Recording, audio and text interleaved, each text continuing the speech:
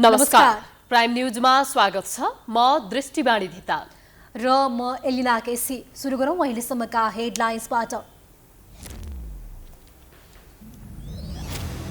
राष्ट्रपतिले गरेको भेटघाटप्रति सत्तारूढ दलको आपत्ति।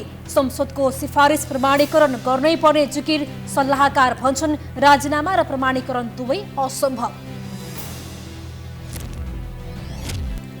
एमाले चुनावी रणनीति बनाउँदै पोलिट ब्युरो बैठकद्वारा भोलिदेखि सुरु हुने केन्द्रीय कमिटी बैठकको एजेन्डा तय। घनश्यामले पनि फरक मत प्रस्तुत गर्ने। महानगरपालिकामा अनाधिकृत संरचना भत्काउने अभियान तीव्र। मेयर बालिन उत्रिए सडकमा। डन हो कि मेयर भन्ने अल्फाबिटाका घरधनीलाई जवाफ, मैले के बिराएँ। गुल्मीको रेसुङ्गा विमानस्थल निर्माण पूरा भएको 5 महिना पुगे पनि नियमित उडान अनिश्चित। उडान नभएपछि विमानस्थल खेल खेल्ने र सेल्फी खिच्ने स्थान बन्दै। ठूला परियोजना निर्धारित समयमा पूरा नहुने गतिलो उदाहरण मुलपानी रङ्गशाला। निर्माण सुरु भएको 8 वर्षमा पनि अलपत्र। रङ्गशालामा कुखुरा चढ्दै राज्य बेखबर।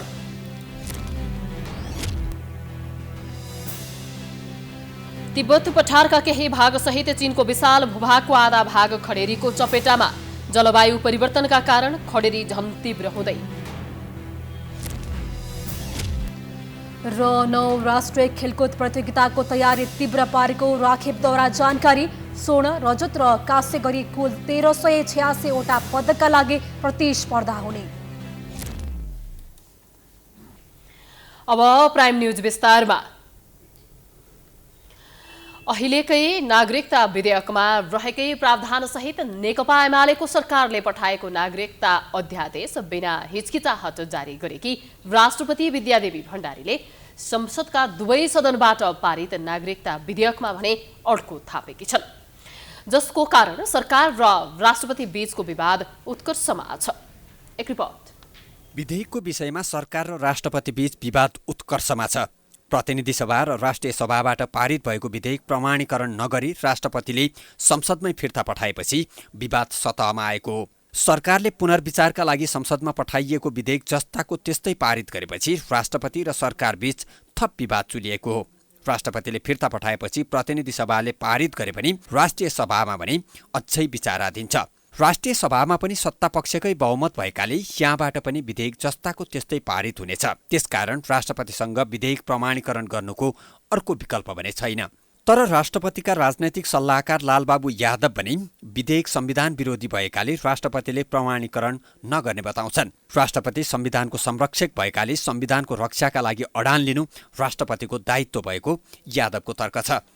सम्माननीय राष्ट्रपति महोदय, उहाँले चाहिँ उसँग कन्फ्रन्टेसन सरकारसँग गर्नु भएको छैन, पार्टीसँग गर्नु भएको छैन, उहाँले संविधानको संरक्षक गर्नु भएको छ। राष्ट्रपतिसँग विधेयक प्रमाणीकरण गर्ने अथवा पदबाट राजीनामा गर्ने भन्दा तेस्रो विकल्प नरहेको संवैधानिक कानूनका जानकारहरू बताउँछन्। तर राजीनामा गर्ने कुनै योजना नरहेको यादव बताउँछन्। राष्ट्रपति विधेयक प्रमाणीकरण पनि नगर्ने र राजीनामा पनि नगर्ने सोचमा रहेको उनको भनाइ छ। होइन, राजीनामा किन दिनुपर्ने?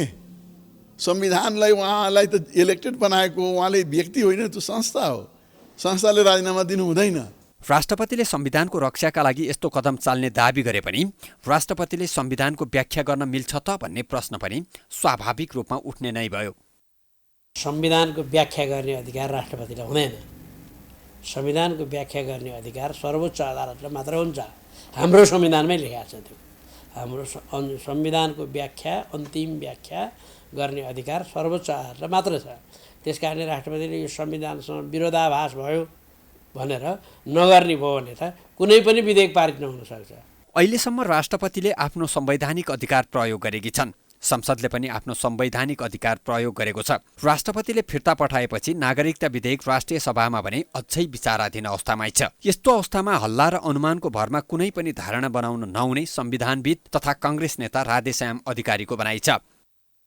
यस विषयमा राष्ट्रका प्रमुख संस्थाहरूको बीचमा संयम जरुरी छ र चाहिँ यसको चाहिँ सहनशीलताको चाहिँ अहिले हामीलाई आवश्यक छ।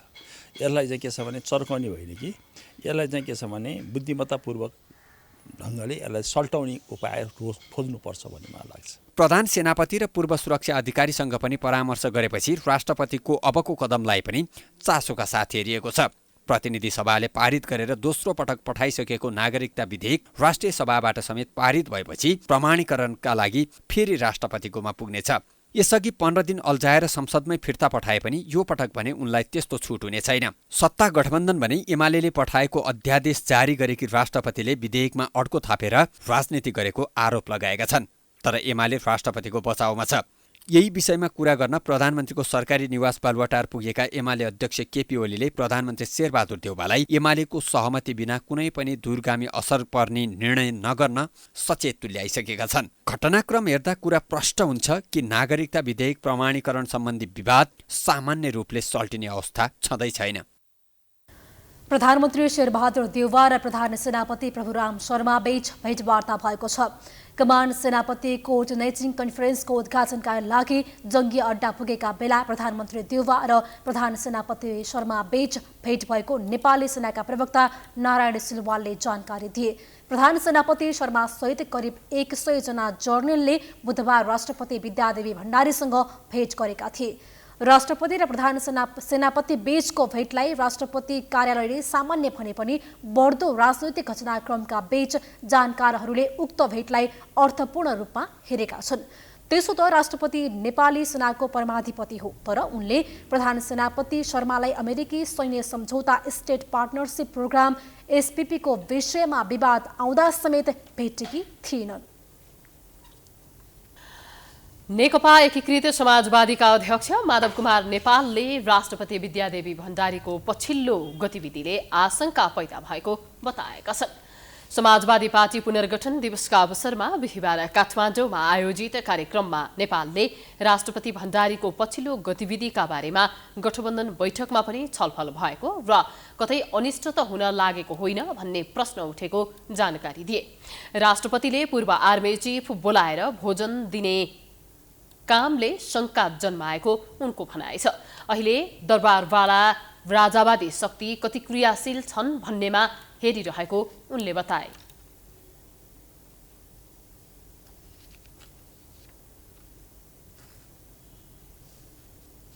र हामीले राष्ट्रिय राजनीतिका यी सबै पक्षहरूको बारेमा समय नजर निगरानी गरिरहेका छौँ। प्रतिगामी शक्तिहरू, दरबारवादी शक्तिहरू, राजतन्त्रवादी शक्तिहरू, विदेशीहरूको दलाली गर्ने शक्तिहरू नेपालको राजनीतिमा कतिको क्रियाशील छन्, यी सबै कुरामा पनि हाम्रो नजर छ। त्यस्तै अध्यक्ष नेपालले गठबन्धन बैठकमा यसअघिको स्थानीय चुनावमा आफ्नो पार्टीको मतलाई अवमूल्यन गर्न खोजिएको र आफूहरूको ध्यानाकर्षण गराएको जानकारी दिए। 27% सिटमा उम्मेदवारी दिँदा 9,27,000 भोट पाएको भन्दै अध्यक्ष नेपालले आगामी निर्वाचनमा 15 देखि 20 लाख मत पाए 15-20 वटा सिटलाई कसैले रोक्न नसक्ने दावी गरे। उनले आगामी निर्वाचनमा गठबन्धनको मात्रै भर नपर्न र आफ्नो तयारीलाई पनि तीव्र पार्न नेता कार्यकर्तालाई निर्देशन दिए। हामीले पार्टी पंक्तिलाई पहिले पनि भनेका थियौं, अहिले पनि भन्न चाहन्छौं, गठबन्धनको बाटो पर्खेर होइन, समानुपातिकमा गठबन्धन चाहिँदैन। त्यस ठाउँमा पार्टीको हाम्रो चिन्ह कलम चिन्हको लागि प्रतिनिधि सभाको पनि समानुपातिक, प्रदेश सभाको समानुपातिक, यो दुईटै समानुपातिकमा कलम चिन्हमा मत खसाल्नका लागि जनताको घर घरमा जानुपर्छ। सम्मानित नेता झलनाथ खनालले MCC र SPP मा पार्टीले स्थिर अडान लिन नसक्दा घाटा बेहोरेको बताएका छन्।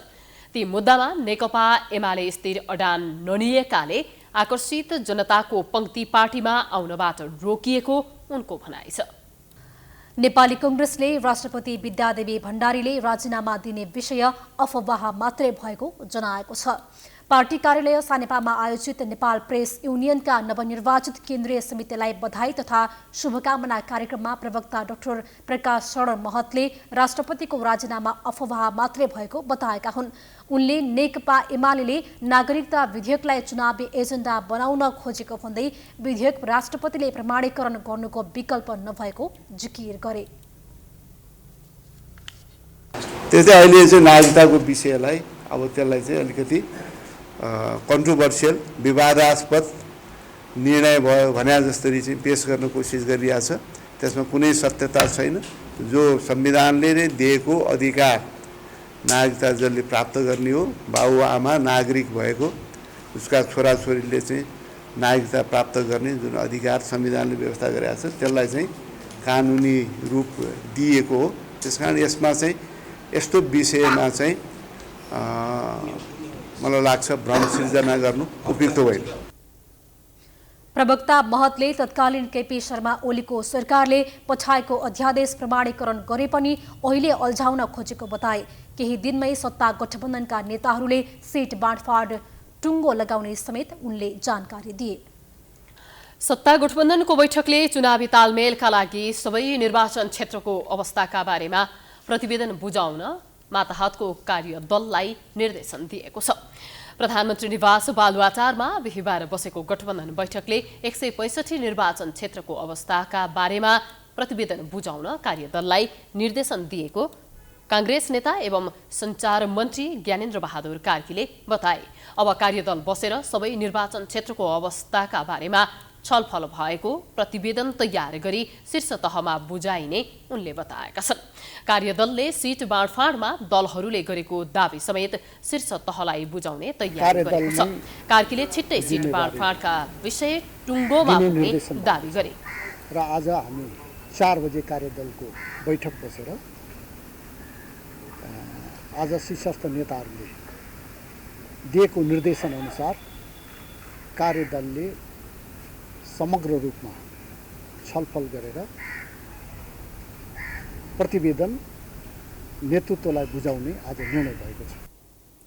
यसअघि सिट बाँडफाँडका विषयमा कार्यदलमा सहमति जुटाउन नसकेपछि शीर्ष तहमा नै छलफल भएको थियो। तर शीर्ष तहमा पनि सिट बाँडफाँडमा कुरा नमिलेपछि पुनः कार्यदल नै प्रतिवेदन तयार गर्न निर्देशन दिएको नेताहरूले जनाएका छन्। निर्वाचनको मिति तोकेर देश चुनावी माहौलमा होमिएपछि शीर्ष नेताहरूको ग्रीन सिग्नल पाएर मन्त्रीहरूले चुनावी खर्च जोहो गर्ने बाटो खोज्न थाल्छन्। विगतदेखि नै चलेको यस्तो प्रवृत्ति फेरि दोहोरिएको छ। चुनाव घोषणा भएपश्चात सरकार काम चलाउ मानिने र राष्ट्रलाई दुर्गामी असर पर्ने निर्णय गर्न नपाइने भए पनि नीतिगत भ्रष्टाचार गरी अरबौं रकम जम्मा गरिन्छ। वर्तमान सरकारले पनि यस्तै आरोप खेपेको छ। एक रिपोर्ट। मैले अहिले चाहिँ साथीहरूले थोरै रिपोर्ट सुनाउनु भएको छ। गाउँपालिकाको चुनावमा 10 करोड खर्च गरेर जितेको देखिए क्या ठाउँ ठाउँमा 10 करोड। बाफ्रे, एउटा गाउँपालिकाको अध्यक्ष 10 करोड खर्च गर्ने भनेपछि प्रदेश र सङ्घको चुनावमा त उनीहरूले 50 करोड खर्च गर्ने भयो, अरबतिर जाने भयो। माओवादी अध्यक्ष प्रचण्डको अभिव्यक्तिले नै प्रश्न पार्छ चुनाव कति खर्चिलो छ भन्ने। निश्चित आय स्रोत नभएका नेताहरू चुनाव सुरु हुने बित्तिकै उनीहरूले भने जस्तै करोडौं रकम जोहो गर्न लाग्छन्। जसको पछिल्लो उदाहरण हो नयाँ बिमा कम्पनीलाई लाइसेन्स वितरणको तयारी। कुनै बेला बिमा कम्पनीले बिजनेस पाएनन् भनेर मर्जरमा जान बाध्य पारिएको थियो। त्यति बेला जबरजस्ती मर्जरमा पठाएर बिमा कम्पनीको संख्या घटाएपछि फेरि नयाँ कम्पनीलाई अनुमति दिने तयारी थालिएको छ। सत्तारूढ दलले चुनाव खर्च उठाउन चुनावकै मुखमा 7 वटा लघु बिमा कम्पनीको लाइसेन्स वितरणको तयारी थालेका छन्। बिमा समितिको आडमा सरकारले व्यवसायीहरूसँग ठूलो रकमको बार्गेनिङ गरिसकेको छ। चुनाव घोषणा भएपछि वित्तीय क्षेत्रमा नै हलचल हुने गरी यस्तो तयारी गर्नुलाई पूर्व मुख्य सचिव बेमल कोइरालाले चुनावी खर्चको जोहोको रूपमा अर्थ्याएका छन्। अब कारण त चुनाव जित्नलाई अर्थ सङ्कलन पनि हुन सक्छ। अब यसले अलिकति प्रचारबाजी पनि हुन सक्छ। अब जे भए पनि तर मलाई के लाग्छ भने जे जस्तो मनसाले गरे पनि यो प्रत्युत्पादक हुन्छ। साउन 19 गते बसेको मन्त्री परिषद बैठकले मङ्सिर 4 गतेका लागि आम निर्वाचनको मिति तोक्ने र औद्योगिक प्रवर्धन बोर्डको बैठकबाट मदिरा उद्योगको लाइसेन्स दिने निर्णय गर्यो। मन्त्री परिषद बैठक सकिने बित्तिकै उद्योग वाणिज्य तथा आपूर्ति मन्त्री दिलेन्द्र बडुले तत्काल नै बोर्ड बैठक राखेर 2 वटा मदिरा उद्योगलाई लाइसेन्स दिने र 3 वटा उद्योगको क्षमता बढाउने निर्णय गरिदिए। निर्वाचन घोषणा भएकै दिन मन्त्री बडुले गरेको यो निर्णयबाट प्रष्ट संकेत मिल्छ कि उनले चुनाव खर्चको व्यवस्था गरे। जबकि दर्जनौं कम्पनीले पहिलेदेखि नै लाइसेन्सको लागि निवेदन दिएर बसेका थिए। 2074 सालको चुनाव ताका निर्वाचन आयोगले महँगा गाडीलाई निर्वाचन सामग्रीमा समावेश गरेर किन्ने प्रयास गरे पनि अर्थ मन्त्रालयले रोकिदियो। सोही समयमा मन्त्रालयका उच्च पदस्थ व्यक्ति विदेश भ्रमणका लागि आयोगको सहयोग मागे। त्यतिबेला एक अर्कालाई सहयोग गरेर मापदण्ड विपरीत भए पनि अर्थले निर्वाचन आयोगलाई गाडी किन्ने सहमति दियो र आयोगले अर्थको विदेश भ्रमण गर्ने विषयमा सहमति दियो।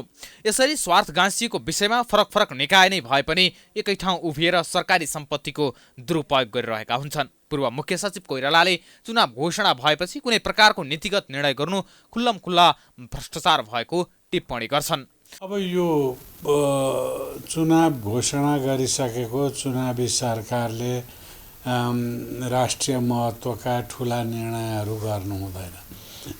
यो नैतिक रूपले पनि अक्षम्य हुन्छ र यो कानुनी रूपले पनि यो ठिक प्रक्रिया होइन। कुनै पनि लोकतान्त्रिक मुलुकहरूमा हेर्ने हो भनेदेखि चुनाव घोषणा गरिसकेपछि ठुला परियोजनाहरूमा लगानी, लाइसेन्स वितरण यी कामहरू सरकारले गर्दैन। विगतमा पनि चुनावमा दलहरूको खर्च जोहो गर्न सुडान काण्ड गराएका थिए, जहाँ करोडौं भ्रष्टाचार भएको भन्दै प्रहरी प्रमुख जेल जानु परेको थियो। नागरिक स्तरमा यस्ता विषयमा प्रश्न उठे पनि दल र तिनले नेतृत्व गरेको सरकारको प्रवृत्ति रोकिएको छैन। चौतर्फी घेराबन्दीमा परेको प्रमुख प्रतिपक्ष दल नेकपा एमाले यति बेला चुनावी रणनीति बनाउन लागि परेको छ। स्थायी कमिटी पोलिट ब्युरो हुँदै भोलिदेखि केन्द्रीय कमिटी बैठक सुरु हुँदैछ। पार्टीमा प्रतिपक्ष विहीन देखिएका अध्यक्ष केपी शर्मा ओलीलाई वैचारिक नेता घनश्याम भूषालले नीतिगत विमति राख्दै पार्टीमा फरक धारको नेतृत्व गर्न खोजिरहेका छन्। एक रिपोर्ट। नेकपा एमालेका अध्यक्ष केपी ओली न हिजो नेकपा कालमा सचिवालयमा अल्पमतमा परे जस्तो अवस्थामा छन्, न विगत एमाले कालमा माधव नेपाल, झलनाथ खनाल जस्ता समकालीन नेताको प्रत्यक्ष दबाव एवं असहयोगको अवस्थामा छन्। नेकपा विभाजित भई नेपाल खनाल बाहिरिएपछि उनी एक्लो टावरिङ पर्सनालिटी छन् एमालेमा। उनले जे चाह्यो त्यही हुने अवस्था छ एमालेमा यति बेला। सत्तारूढ दलहरू गठबन्धन बनाएर निर्वाचनमा जाँदा एमालेमाथि ठूलो दबाव छ। तर आगामी निर्वाचनमा पहिलो पार्टी बन्ने आत्मविश्वासका साथ ओली पार्टीलाई हिँडाउन खोजिरहेका छन्। बिहिबार बसेको पोलिट ब्युरो बैठकमा पनि उनले पार्टीलाई आगामी निर्वाचनमा एक नम्बर पार्टी बनाउने गरी अघि बढ्ने रणनीति बनाउनु पर्नेमा जोड दिएका थिए। पोलिट ब्युरो बैठकले शुक्रबारदेखि सुरु हुने केन्द्रीय कमिटी बैठकको एजेन्डा तय गरेको छ। 11वटा एजेन्डामा अध्यक्ष ओली गठबन्धनप्रति आक्रामक देखिएका छन्।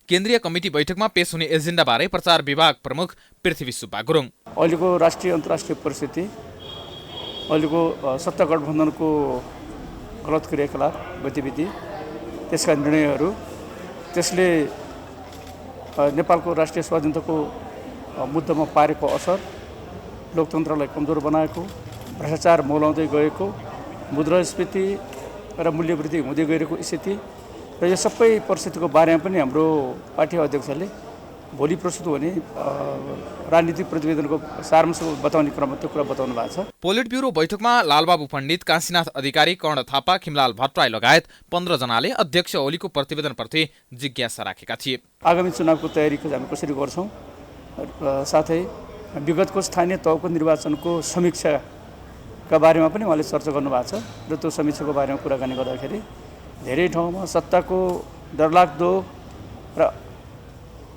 ठुलो धाँधलीका कारणले हामीले चुनाव हार्नु परेको र त्यसमा हाम्रो आन्तरिक जीवनमा केही ठाउँमा चाहिँ अराजकता देखा परेको, त्यसले पनि चुनावको नतिजामा प्रभाव पारेको र सङ्ख्याको हिसाबले हामी दोस्रो नम्बरमा आएको भए पनि पपुलारिटीको हिसाबले, लोकप्रियताको हिसाबले नेकपा एमाले पहिलो पार्टी हो भन्ने कुरा फेरि पनि स्थापित भएको र त्यही सकारात्मक कुरालाई टेकेर हामी आगामी निर्वाचनमा जाने भन्ने कुरा उहाँले आज पोलिट ब्युरो बैठकमा नेता घनश्याम भूषालको लिखित फरक मत त पेश भएन, तर उनले यसअघि सचिवालय बैठकमा पेश गरेको फरक मत केन्द्रीय कमिटीमा पनि लैजाने तयारी गरेका छन्, जसमा ओलीको आलोचना गरिएको छ भने वाम एकता गए प्रत्यक्षमै 150 सिटभन्दा बढी जित्ने दाबी गरिएको छ।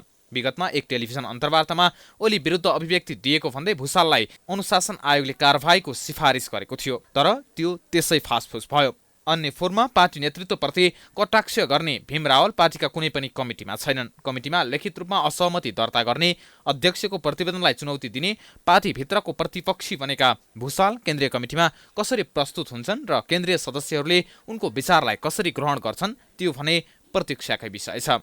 प्राइम टेलिभिजनका लागि क्यामेरामा राजेश ढकालका साथ रेमन नेपालीको रिपोर्ट। उपत्यकाको फोहोरको समस्या सुल्झेपछि काठमाडौँ महानगरपालिकाका मेयर बालेन्द्र शाह महानगरभित्रका अवैध संरचना हटाउने अभियानमा लागेका छन्। उनी आफै सडकमा उत्रिएर अवैध संरचनाहरू हटाइरहेका छन्। बिहिबार उनले नयाँ बानेश्वरमा रहेको अल्फाबिटा कम्प्लेक्सको अवैध संरचना डोजर लगाई भत्काएका थिए। एक रिपोर्ट। नयाँ बानेश्वर स्थित अल्फाबिटा कम्प्लेक्सले बनाएको अवैध संरचनामा काठमाडौँ महानगरपालिकाले डोजर चलाएको छ। अवैध संरचनाहरू हटाउने अभियान चलाएका मेयर शाह बिहिबार बिहान बानेश्वर क्षेत्रको अनुगमनमा आएका थिए। उनले अल्फाबिटामा पुगेर अवैध संरचना हटाउन आग्रह गरेका थिए, तर अल्फाबिटाका प्रतिनिधिले अवैधानिक काम नगरेको मात्र जिकिर गरेनन्। मेयर शाहलाई डन नबन्न चेतावनी समेत दिएका थिए। मेयर बालिनले घरको नक्सा देखाउन आग्रह गर्दा उल्टो महानगरमा हुनुपर्ने बताएका थिए। मेयर शाह र अल्फाबिटाका प्रतिनिधि बीच भनाभन्नै भयो। तपाईँ घरको नक्सा मसँग हुनुपर्छ, नगरपालिका के हुन्छ त? तपाईको नक्सा मसँग मैले यहाँनिर यत्रो नोटिस दिएको छ, अनि के हो यो? हजुरले के 35 दिन भित्र खाली गर भनेर नोटिस दिएको छैन? तपाईँ घरको नक्सा मसँग हुन्छ? अनि मैले खाली गरेर किन कसरी गर्ने खाली? मैले तपाईँ घरको नक्सा मसँग हुन्छ, तपाईँ जाउने तपाईँहरुकै प्रतिनिधि हो नि, के हो कस्तो डन हो तपाईँले? अनि तपाईँ म तपाईँलाई नक्सा दिन्छु, अफिसमा ल्याइदिन्छु भन्दा ल्याइदिनु नि त, दिनु नि त। विवादपछि फर्किएका मेयर बालिन घरको नक्सा र डोजर लिएर अल्फाबिटा पुगे। अल्फाबिटाका प्रतिनिधिले आफ्नो गल्ती स्वीकार गर्दै समय मागेका थिए, तर महानगरको टोलीले त्यसलाई सुनेन। अवैध रूपमा हालेको सटर हटायो।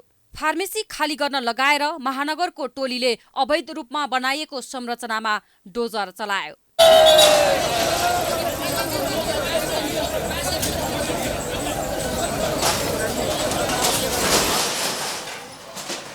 अल्फाबिटामा अवैध संरचना भत्काएपछि उनले सामाजिक सञ्जालमा आफूले केही गल्ती नगरेको भन्दै स्ट्याटस हालेका थिए। उनले अरूलाई पनि नक्सा विपरीतको संरचना बनाएर प्रयोग भएको भए आफै भत्काउन सुझाव दिएका छन्। अवैध संरचनाहरू हटाउनका लागि काठमाडौँ महानगरपालिकाले पत्रिकामा सूचना नै प्रकाशित गरेर आग्रह गरेको थियो, तर महानगरको आग्रह लत्याएकाहरूको घरमा मेयर शाहले आफै डोजर चलाउन बाध्य भए। उनको यो कदमको सर्वसाधारणले खुलेर स्वागत गरेका छन्। नागरिकका तर्फबाट भन्दा असाध्य स्वागत योग्य निर्णय लागेको छ। तत्काल केही पिर परेको जस्तो देखिए पनि नीति नियम अनुसार काम हुनु राम्रो कुरा हो। नक्सामा जे भने हुन्छ त्यही अनुसार हामीले गर्नुपर्छ, किनभने नियम सबैको लागि हुन्छ। यदि हामीले नियम त हाम्रै सर्वसाधारणकै लागि हुन्छ, उहाँ पनि एउटा देशको नागरिक हो। त्यो यदि यो पार्किङको सुविधा गर्यो भने उहाँलाई साथसाथै अरूले पनि धेरै फाइदा हुन्छ। जे गर्नुभएको छ एक्सिलेन्ट गर्नुभएको छ। यो यस्ता कामहरूलाई अझ फोहोरले गर्दा डिस्टर्ब भएको छ, थोरै समयमा पनि चाँडो भए पनि यस्ता चिजहरू धेरै छन् यहाँनिर काठमाडौँ उपत्यकाभरि। यस्ता चिजहरूलाई बिस्तार क्लियर गर्दै लानुपर्छ। भूमिगत पार्किङलाई निरुत्साहित गरेर नक्सा विपरीत बनाएका संरचनाहरू भत्काइएको छ। नक्सा पास गर्दा पार्किङ भनेर गरिने र पार्किङको ठाउँमा व्यापारिक प्रयोग गरिने थाहा पाएपछि मेयर शाह आफै मैदानमा उत्रिएका थिए। पार्किङको समस्या समाधानका लागि यो कदम महत्त्वपूर्ण हुने उनको आशा छ। उनले बुधबार सुन्धारामा रहेको काठमाडौँ महल न्यू रोडमा रहेको आरबी कम्प्लेक्समा निर्माण गरिएको अवैध संरचना भत्काएका थिए। नेकपा एमालेका नेता एवं पूर्व स्वास्थ्य मन्त्री शेरबहादुर तामाङले आगामी निर्वाचनमा आफ्नो पार्टीले एक्लै बहुमत ल्याउने दावी गरेका छन्। आज रिपोर्टर्स क्लब नेपालमा पत्रकार सम्मेलन गर्दै उनले सबै दल मिलेर आए पनि एमाले एक्लै चुनाव लड्न तयार रहेको भन्दै बहुमत ल्याउने दावी गरेका हुन्। एमालेसँग चुनाव लड्न नसकेर गठबन्धन बनेको उनको भनाइ छ। उनले देशव्यापी रूपमा पार्टी पंक्तिबाट आएको रिपोर्टबाट आफूहरू चुनावका लागि उत्साहित रहेको बताएका हुन्। एक्लै निर्वाचन जित्ने तयारी गर्छौं र एक्लै निर्वाचन जित्ने तयारी गर्दै गर्दाखेरि अरु कुनैसँग गठबन्धन पक्कै हुँदैन त भन्ने सन्दर्भमा नेकपा एमालेले प्रश्न भनेको छ कि हामी लोकतन्त्रवादी शक्ति, देशभक्त शक्ति, प्रगतिशील शक्ति, यस्ता शक्तिहरू नेकपा एमालेसँग साथमै उभिन्छौं भन्यो भने हामी उहाँहरूलाई साथमै उभ्याउँछौं र कतिपय वामपन्थी हुन् भन्ने शक्तिलाई चाहिँ उहाँहरू एमालेसँग साथै उभिन्छु भन्यो भने चाहिँ हाम्रो एउटा शर्त छ नेकपा एमालेको झण्डा, नेकपा एमालेको चुनाव चिन्ह। फरक प्रसङ्गमा उनले काठमाडौँ उपत्यकाको फोहोर व्यवस्थापनको उपाय पनि सार्वजनिक गरेका छन्। उनले फोहोरलाई कुहिने र नकुहिने गरी वर्गीकरण गर्दा करिब 600 मेट्रिक टन फोहोर मात्रै फाल्नुपर्ने बताए। उनले फोहोरलाई बङ्गुरको आहारको रूपमा प्रयोग गर्न सके नेपालमा उत्पादन हुने लाखौं बङ्गुर चीन पठाउन सकिने बताए।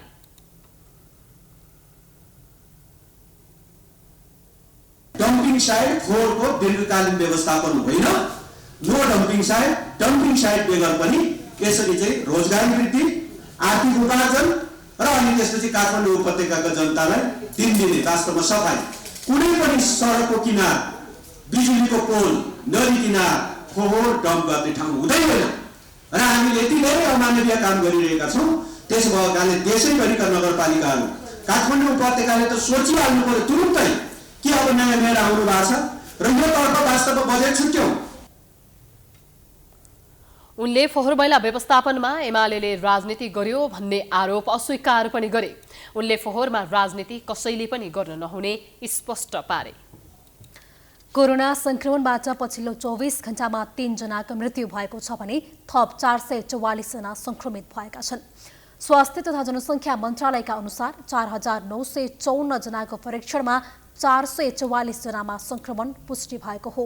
1996 जनाको PCR परीक्षण गर्दा 211 जना र 2958 जनाको एन्टिजन परीक्षण गर्दा 233 जनामा संक्रमण देखिएको मन्त्रालयको भनाइ छ।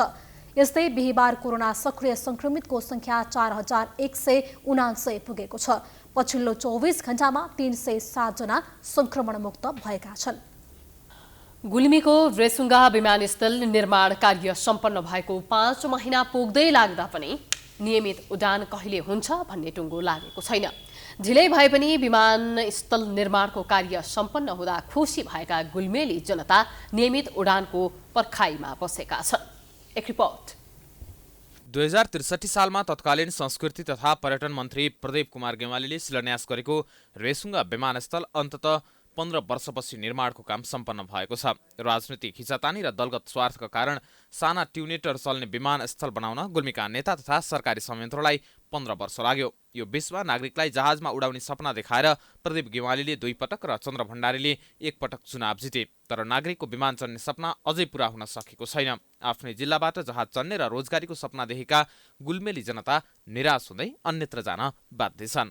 हामीलाई त हुन्थ्यो कुरा अब यहाँ आफ्नो गाउँमा यस्तो भइदियो राम्रो उडे हुँदो, मान्छेहरू आए हुँदो, यहाँ त राम्रो रमाइलो भइदिए हुँदो भन्ने हुन्छ कुरा। अब फेल त हुनै जब आउनु छ र अब यस्तो अब यत्रो सालसम्म अब 12-13 वर्ष भयो यत्रो अब खै यहाँ बुझे छैन। अहिले रेसुङ्गा विमानस्थल पिकनिक स्पोट र टिकटक बनाउने स्थलमा परिणत भएको छ। जहाज चढ्न नपाए पनि फोटो र भिडियो खिचेर गुल्मेली जनताले आनन्द लिएका छन् भने नियमित उडान छिट्टै हुनुपर्ने स्थानीयको माग छ। करोडौँ लगानी खर्च भएको छ। 15-16 वर्ष भयो उडान हुन्छ भन्दा भन्दै बासिन्दाहरू कुरिरहेका छन् र उडान समयमा हुन सकेको छैन। उडान समयमा भइदिए राम्रै हुन्थ्यो, सबैलाई सेवा सुविधाहरू हुन्थ्यो। प्लेन उड्छ कि अन्य हामीलाई ठुलो आश थियो, अब आश पनि मरिसक्यो। धेरै जनताहरू आएर यहाँ हेर्न मात्रै आए अनि टिकटक मात्रै बनाउने साध मात्रै भइसक्यो। उडे पार अझै पनि राम्रो हुने थियो, अझै पनि अलिअलि आश त छँदैछ। कहिले शिलान्यास त कहिले परीक्षण उडान, कहिले अनुगमन, कहिले अब छिट्टै उडान हुन्छ भनेर किस्तामा गुल्मेली जनतालाई झुट बोलेर समय टार्दै आएका छन्। यता रेसुङ्गा नगरपालिकाले विमान उडानका लागि पहल गर्दै आएकाले छिट्टै उडान हुने जनाएको छ। तत्कालीन हामी आएर सुरुवात भएको होइन, यो पूर्व तयारी थियो। हामीहरू आउँदाखेरि पनि एयरपोर्ट र पूर्व तयारी हुने अवस्थामा थियो यो सबै, र हामीहरूले अहिले यसलाई बन्द गर्ने मनस्थितिमा छैनौँ। यो सञ्चालन हुन्छ तर छिटै हुन्छ, तपाईँहरू ढुक्क हुनुहोस् यसमा। 32 करोड 90 लाख लगानीमा निर्माण भएको रेसुङ्गा विमानस्थल 156 रोपनी क्षेत्रफलमा फैलिएको छ। 520 मिटर लम्बाइ र 20 मिटर चौडाइ रहेको यस विमानस्थलबाट साना ट्युनेटर विमान चल्नेछन्। तर विमानभन्दा विमानस्थलको संख्या धेरै भएको सरकारकै तथ्याङ्क रहेको छ। हाल देशभर 54 वटा विमानस्थल भए पनि 32 वटा मात्रै सञ्चालनमा आएका छन् भने बाँकी 22 वटा विमानस्थल सञ्चालनमा आउन सकेका छैनन्। कछुवाकै गतिमा भए पनि निर्माण सुरु गरेको झण्डै 16 वर्षपछि गुल्मीको रेसुङ्गा विमानस्थलको निर्माण कार्य सम्पन्न भएको छ। तर विमानस्थल निर्माण कार्य सम्पन्न भए पनि नियमित उडान कहिले हुन्छ भन्ने कुरा अझै पनि अनिश्चित छ, किनकि यस विमानस्थलबाट उड्ने साना विमानको संख्या भन्दा विमानस्थलको संख्या धेरै हुँदाखेरि नियमित उडान हुने सम्भावना अत्यन्तै कमजोर बन्दै गएको छ। DB Khadka, prime times television, Gulmi. नेपालको कुनै पनि ठूला परियोजना समयमा पूरा हुन सक्दैनन् भन्ने गतिलो उदाहरण हो मुलपानी अन्तर्राष्ट्रिय क्रिकेट रङ्गशाला। निर्माण सुरु गरेको 8 वर्ष बितिसक्दा पनि रङ्गशाला निर्माणको 50% पनि काम हुन सकिरहेको छैन। आज हामीले यही रङ्गशालाको दुरावस्था देखाउन गइरहेका छौं। एक रिपोर्ट। दर्शकबिन यति बेला हामी मुलपानी अन्तर्राष्ट्रिय क्रिकेट रङ्गशालामा छौं। 5 वर्षभित्रमा निर्माण सम्पन्न गर्ने भन्दै काम थालिएको यस रङ्गशाला आज 8 वर्ष बितिसक्दा पनि सम्पन्न हुन सकिरहेको छैन। करिब 20,000 दर्शक क्षमताको अत्याधुनिक क्रिकेट रङ्गशाला बनाउन लागिएको मैदान हो यो। 5 वर्षमा निर्माण पूरा गर्ने लक्ष्य अनुसार 2071 सालमा यो रङ्गशाला बनाउन थालिएको थियो। तर 8 वर्ष बित्दा 50% काम पनि हुन सकेको छैन। 8 वर्षमा 3वटा प्याराफ्लिट ब्लक बाहेक अन्य कामहरू हुन सकेका छैनन्। राष्ट्रिय खेलकुद परिषद भूकम्प र कोरोनाको बहानामा रङ्गशालाको काम ढिलो भएको भन्दै पन्छिने गरेको छ। जति प्रगति हुनुपर्थ्यो त्यति चाहिँ प्रगति हुन सकेन। त्यसको पछाडि अब 71मा टेन्डर भयो, 72मा भूकम्प, त्यस पछाडि कोभिड, यी कुराहरू त होला नै। तर यी कुराहरू बाहेक केही सार्वजनिक खरिद ऐनसँग सम्बन्धित र यसको नियमित संशोधनको प्रक्रिया चालिराख्ने, ती संशोधनले तल कार्यान्वयन गर्नका लागि जटिलता पैदा भइराख्ने। जस्तै एउटा समय सीमाभित्र सक्नुपर्ने भन्ने छ। त्यो समय सीमामा म्याद थप गर्ने ऐन संशोधन भएपछि नथप्दा पनि नहुने, थप्दाखेरि पनि काम समयमा नहुने। काम राम्रोसँग हुन नसक्दा मैदानमा जथाभावी घाँस उम्रिएको छ। रङ्गशालामा निर्माणभन्दा कुखुरा पालन बढी देखिएको छ। विदेशमा रङ्गशालालाई कसरी मजबुत बनाउने भन्ने कुरातर्फ बढी ध्यान दिन्छ। तर नेपालमा भएको मुलपानी अन्तर्राष्ट्रिय क्रिकेट रङ्गशाला भने कुखुरा पालन केन्द्र भएको छ। हेर्नुहोस्, मुलपानी अन्तर्राष्ट्रिय क्रिकेट रङ्गशालामा हुर्केका लोकल प्रजातिका कुखुराहरू। रङ्गशाला समयमै निर्माण नहुँदा खेलाडीहरू पनि चिन्तित छन्। सरकारले खेलकुद विकासमा चासो नदेखाएको उनीहरूको गुनासो छ। यस्तो 10 वर्ष भइसक्यो यो बनाउँछु भनेको, त्यही पनि बनाउन खोजिरहेको छैन भने सायद जहाँसम्म लाग्छ चासो नदेखे त हो नि। त्यति चासो दिएको भए अलिकति त डेभलपमेन्ट हुन्थ्यो कि त डेभलपमेन्ट भइरहेको देखिन्थ्यो होइन। अहिले केही पनि देखिया छैन, रोकेछ यो, केही पनि गर्न खोजे जस्तो चाहिँ देखेको छैन। माथिको मुलपानी ग्राउन्ड पनि के गर्छ हो त्यो पनि थाहा छैन। क्रिकेट स्टेडियम बन्दैछ भनेर, तर जब खेल थालेदेखि हाम्रो अहिले यो पिचहरू देखेर हाम्रो यो आउटफिल्डहरू देखेर त्यस्तो केही पनि अहिलेसम्म खास हामीलाई राम्रो बाहिरको अरू देशको हेरेर अहिलेसम्म हामीलाई खास केही त्यस्तो राम्रो परेको छैन। यहाँ करिब 5 वर्षको समय अवधिमा सम्पन्न गर्ने गरी अन्तर्राष्ट्रिय स्तरको रङ्गशालाको मास्टर प्लान बनाइएको थियो। योजना अनुसारको सम्पूर्ण भौतिक संरचना निर्माण गर्नका लागि करिब 80 करोड लाग्ने परिषदको अनुमान थियो। तर अहिले मास्टर प्लान अनुसार 1 छेउ मात्रै काम भएको छ। हामी खेल क्षेत्रको विकास गर्ने कुरा गर्छौं, क्रिकेटको विकास गर्ने कुरा गर्छौं, तर खेलाडी र खेल क्षेत्रको लागि आवश्यक पर्ने एउटै संरचना निर्माण गर्नको लागि दशकौं लगाउँछौं। यस्तो अवस्थामा खेल क्षेत्रको विकास कसरी सम्भव छ? यस विषयमा सरकारवाला निकायको ध्यान केन्द्रित हुनु अत्यन्त आवश्यक छ। क्यामेरामा दिनेश सार्कीका साथमा सुषमा विश्वकर्मा, प्राइम एचडी, काठमाडौँ। सर्वोच्च अदालतले क्रिप्टोकरेन्सीको कारोबार प्रयोग र माइनिङलाई गैरकानूनी घोषणा गरिएको विरुद्ध सर्वोच्च अदालतमा दर्ता भएको रिटमा राष्ट्र बैंकको नाममा कारण देखाऊ आदेश जारी गरेको छ। रिट निवेदनमाथि न्यायाधीश दिलीप प्रसाद श्रेष्ठको एकल इजलासमा आज भएको प्रारम्भिक सुनवाईपछि आदेश जारी भएको हो। इजलासमा निवेदकहरूको बहसपछि न्यायाधीश श्रेष्ठले विपक्षी बनाइएको नेपाल राष्ट्र बैंकको नाममा कारण देखाऊ आदेश जारी गरेका हुन्। राष्ट्र बैंकले क्रिप्टोकरेन्सीको कारोबार, प्रयोग र माइनिङलाई गैरकानूनी रहेको भन्दै विभिन्न मितिमा सूचना निकालेको थियो। सूचना सार्वजनिक भएपछि थुप्रै व्यक्तिहरू क्रिप्टोकरेन्सीको व्यवसाय गरेको आरोपमा पक्राउ समेत परेका थिए। ती सूचना संविधानले प्रदान गरेको मौलिक हक र कानून सिद्धान्तको प्रतिकूल रहेको भन्दै रिट परेको थियो। सोही रिटमाथि आज बहस गर्दै निवेदक तर्फका अधिवक्ताहरूले बैंकको सूचनाले संविधान प्रदत्त स्वतन्त्रताको हक तथा रोजगारीको हक हनन भएको भन्दै सो सूचना संविधानको धारा 133(2) र 133(3) को आधारमा खारेज गर्न रिटमा माग गरेका थिए। बहसमा राष्ट्र बैंकका सूचना खारेज गरी मुद्दाको टुङ्गो नलागेसम्म कुनै पनि व्यक्तिलाई उक्त सूचनाका आधारमा पक्राउ नगर्न अन्तरिम आदेश माग गरिएको थियो।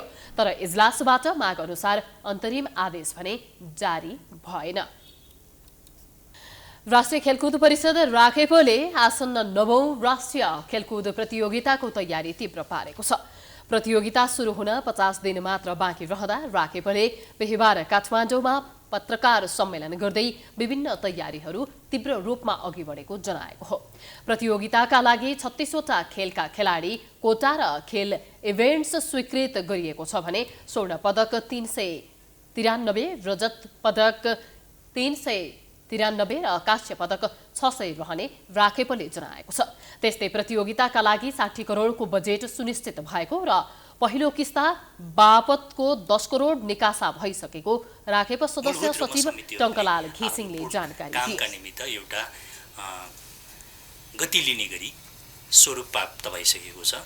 ती समितिहरूले आफ्ना कार्यविधि, आफ्ना बजेटहरू, जो आर्थिक नर्म्स थियो त्यो नर्म्समा बसेर उहाँहरूले आफ्नो होमवर्क गर्दै त्यसका लागि उहाँहरूले तय गरेका बजेटहरू अनुमोदन समेत गर्दै खरिद प्रक्रियामा समेत अगाडि बढेको कुरा यहाँहरूलाई जानकारी गराउन चाहन्छु।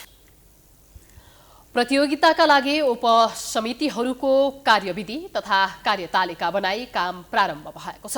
त्यसैगरी खेल सामग्री लगायत खरिदका लागि लागत अनुमान कमिटी गठन भई कार्य सुरु भएको छ भने प्रचार प्रसारको काम पनि अघि बढेको छ।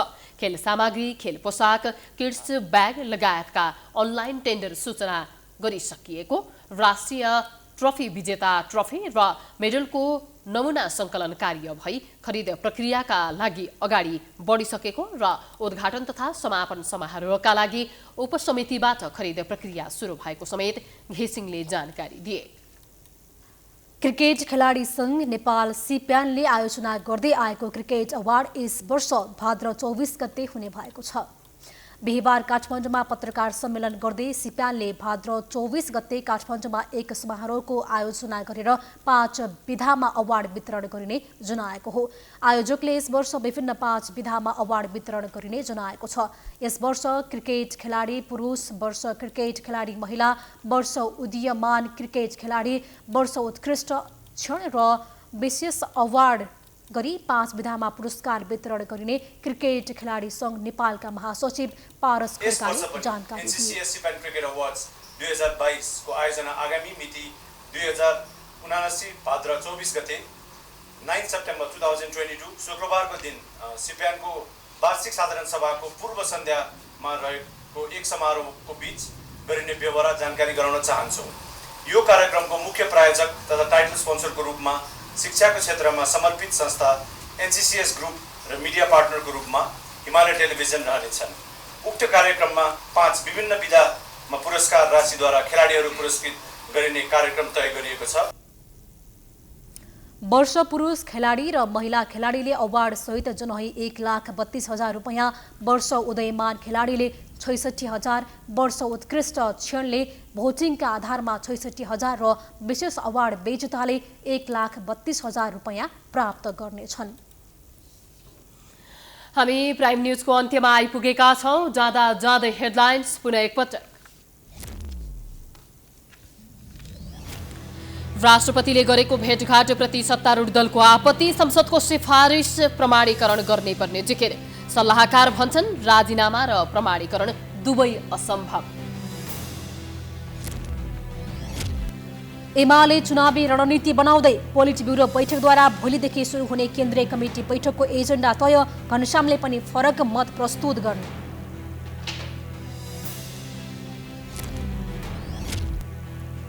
महानगरपालिकामा अनधिकृत संरचना भत्काउने अभियान तीव्र, मेयर बालेन उत्रिए सडकमा। डन हो कि मेयर भन्ने अल्फाभिटाका घर धनीलाई जवाफ, मैले के बिराए। गुल्मीको रेसुङ्गा विमानस्थल निर्माण पूरा भएको 5 महिना पुगे पनि नियमित उडान अनिश्चित। उडान नभएपछि विमानस्थल खेल खेल्ने र सेल्फी खिच्ने स्थान बन्दै। ठूला परियोजना निर्धारित समयमा पूरा नहुने गतिलो उदाहरण मूलपानी रङ्गशाला। निर्माण सुरु भएको 8 वर्षमा पनि अलपत्र, रङ्गशालामा कुखुरा चढ्दै राज्य बेखबर। तिब्बत पछाडका केही भागसहित चीनको विशाल भूभागको आधा भाग खडेरीको चपेटामा। जलवायु परिवर्तनका कारण खडेरी झन तीव्र हुँदै।